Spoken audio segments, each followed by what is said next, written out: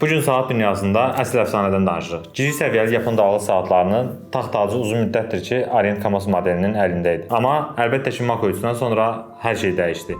İndi isə keçək ciddi analizə. Nələr dəyişdi? Əsas məsələ illərdir gözlənilən safir şüşə və fərqli siferblat rənglərinin gəlməsi idi. Və qarşımızda 41,5 mm-lik korpus ölçüsü, 12,8 mm qalınlıq və 46 mm-lik qulaqdan qulağa məsafəyə sahib olan yenilənmiş Mako 3 dayanır. Olmazsa olmazımız olan 200 metr suya keçirməzliyi və əlbəttə ki, vidalı tacı da unutmaq olmaz. Siferblatda isə bizi ərəb indeksləri dediyimiz 12, 6, 9 rəqəmləri qarşılayır. Daxili gözəllik desəniz, orada da Orient F69-22 kalibri ilə döyünən bir ürək var. Bu mexanizm həm əllə qurma, həm də saniyəni dayandırma, yəni hacking dediyimiz funksiyalarına malikdir. Nəticə olaraq Mako 3 keçmişin mirasını müasir sapfir şüşə və əla rənglərlə birləşdirən mükəmməl bir büdcə dostu dalğıc saatıdır. Bəs sənin fikrin nədir? Bizimlə bölüş.